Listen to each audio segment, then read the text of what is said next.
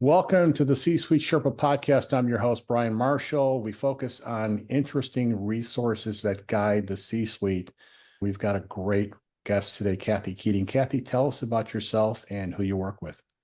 I am a CTO advisor and executive coach. I typically get brought in after the CTO has been fired and help CEOs put companies back on track, get them stable, and help them hire the right CTO going forward. I do a lot of fractional interim work.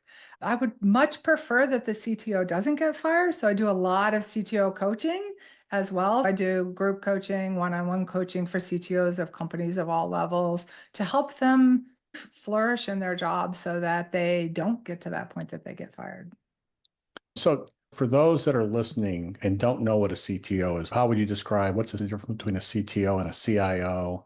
Give us a little back. Absolutely. CTO, typically Chief Technology Officer, is usually a role at a technology company, so a software or sometimes software and hardware company. We run all of the engineering practices, and sometimes the CTO also runs product. I've run product many times before as well. CIOs are typically more present in services organizations and focus often on IT, where you think of your laptops and networks, as well as security and compliance. Sometimes that is also part of the CTO as well. So I happen to own a SaaS software company. We have a great CTO, and you said you'd love to work with CTOs before they get fired. Tell me how you would work with someone like me who has a great CTO. What would you do to help that CTO be an even better CTO? Right. So for you as a CEO, CEOs often engage me to do deep technical assessments of how their organization is working from a technology perspective. I have a framework called CTO Levels that I have a couple partners with I work on. That framework helps, we do a deep assessment. It helps us evaluate all the different aspects of how technology works in your organization. It's data driven. We produce reports out of that and give you action plans on how to evolve your business. This is really helpful to a CEO when they don't trust or are confused about how their technology is operating. And then we also work with the CTOs to do the same sort of assessments. A lot of CTOs come to us proactively for that same assessment. We bring the framework and the playbooks to those coaching sessions. If a CTO is struggling with their relationship with product, there's parts of the framework that we leverage to coach through that as well. And so the idea here is that the CEO and the CTO have a symbiotic, trusted, productive relationship working together, and that technology is aligned to the business outcomes the CEO wants. Yeah, and that a lot of times what we see, and I've experienced with my companies, is there's this natural tension between a CTO and a CEO because they appear to be not aligned. CTOs tend to be all about technology, but they may lose sight of the strategy that they're trying to support. The CEO's complaints are, what problems are we trying to solve? You're not working on the things that are strategic. So is that another way of saying it, that what you do is help to connect the CTO to the strategy, the vision, the mission, and also make sure the CEO understands what's involved from a technology standpoint? Would that be a great way of describing it? Yeah, it's really connecting those actions that happen in technology and aligning them to the business goals and outcomes that the CEO wants. And it can be a communication disconnect, it could be a prioritization disconnect, it could be a skills disconnect. There's just so many different things that could be happening in there that creates that disconnect and that frustration. And so business is a very complex system. There's no one silver bullet that fixes everything. When we start to see it as a complex system and the multiple actions you need to take to strengthen that relationship, we come in and advise on all aspects of that. So I'm curious as we think about challenges that CTOs and CEOs are facing. And you mentioned your primary targets as SaaS companies. Is there another? Let me ask that question first, and then I'll go into the second question. Is it primarily SaaS companies you work with? I typically work with B2B or B2B2C SaaS companies in that 10 million to 100 million phase. I can work smaller and larger too. I've led teams and all those levels as well as a CTO myself. So I've been in the full-time seat as well. But I worked across 7 different industries in my full-time career before this. Most industries I can come in and fully understand. So I'm pretty industry agnostic. Yeah, I think, I certainly have been around long enough to know that if we've been faced with things like the internet. How are we going to adapt to the internet? And today's latest challenge is AI. You can't turn on the TV without hearing about AI. I think AI is amazing. It's going to change the world. Is that the biggest challenge facing technology companies that CTOs have to adapt to, or is there something else going on that we don't know about?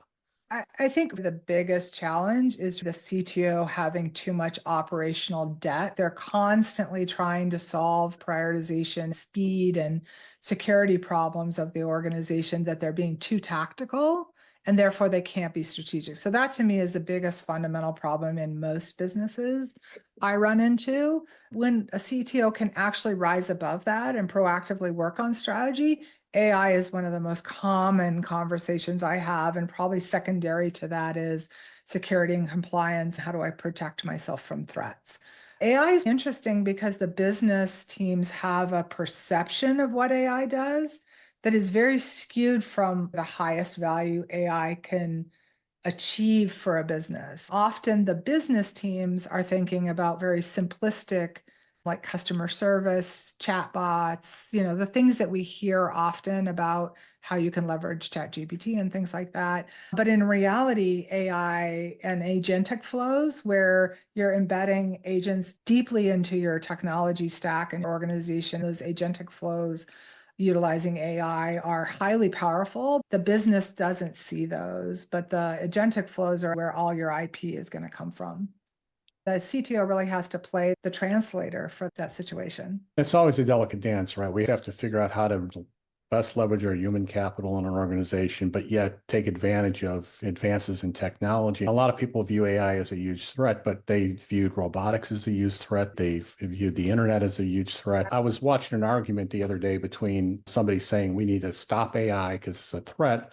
I was thinking, did they say that about automobiles? We got to protect the horse industry, the horse and buggy industry. Did they say that about the light bulb? The candle industry is going to be destroyed. So it's just evolution of technology. The key is understanding that delicate dance between human capital and how we leverage technology and create a new set of jobs and the skills that can leverage the things that's unique about human beings, right? So now I love that. You and I can talk about that all day long, but we don't have that kind of time. So I'll move on. Last question. Speaking of the future, where do you see things evolving in the businesses you work with, and how are you going to help them stay ahead of the curve? Yes, one of the biggest transformations I'm seeing right now is this adoption of utilizing fractional advisors as a key part of business. We've often used fractional CMOs, marketing and finance executives, but it's pretty new for people to start to use fractional CTOs. And there's something powerful when you can bring in someone who's highly experienced, just a little bit of their time to really catapult your organization forward. I do that for a lot of companies. I'm there 2 or 3 hours a month, sometimes just as an advisor. Because I've done this for so long, I can really accelerate. We're seeing more and more of that kind of acceleration. You don't need to do it alone. Advisors aren't only the people on your board. You can leverage paid advisors to really support you. Coaching, I think, is going to become more and more prevalent. And what's going to be the challenges are the people who are, let's say, director and VP level, are they rising to the challenge to become these advisors in 10 years? That's the role they should be having. Are they building their skills enough proactively to get themselves there? It's going to be interesting to see if the divide happens or if we're creating and cultivating more advisors. You struggling with a challenge in AI, go find an AI advisor and they can accelerate you substantially and get you to profitability and growth on that track. Yeah, you're right. It's become more commonplace to find fractional C-level execs, but you don't hear much about fractional CTOs. And I think that idea of renting a genius and just getting the 30 years of experience without having to pay the salary and the overhead that goes with that is something that I think a lot more companies are going to realize is extremely valuable. And it sounds like you not only help them do that, but you probably help CTOs maybe make that transition to being Yeah, because we need that, right? We need them to make that transition because they are the geniuses of the future. Exactly. I appreciate that insight around what you do and who you work with. I think that gives us a pretty good idea of what you're about. So let's shift gears and have a little bit of fun. I haven't told you about this yet, but we're going to do something called the lightning round, and it's just a great way for people to get to know you, the person. I'm going to ask you some quick questions, and you're going to give me some quick answers, and you're not going to think about it, just whatever comes to mind. So you ready to Sounds roll? good. I'm All right, ready. here we go. Coffee or tea? Tea, Cats or dogs? cats. If you could only grab one item during the zombie apocalypse, what would it be? Oh, my swim spa. That's good. A little bit more serious. Favorite quote or phrase that you think about often? Wherever you go, there you are. Do you have a favorite movie? I don't think so. I love movies. I love books. I consume so many. You have a favorite movie genre? Horror movies, Oh, romantic, sci-fi. sci-fi. Definitely sci-fi. Of course, the CTO loves sci-fi. What a shocker. Uh, favorite, how about a streaming series? If you don't have a favorite movie per se, how about a, Well, the most recent one was Resident Alien, so that was hilarious. And I'm not usually a comedy person, but that was super funny. I just started watching a Three Body Problem, which is Oh, pretty, that was good. yeah. Favorite book?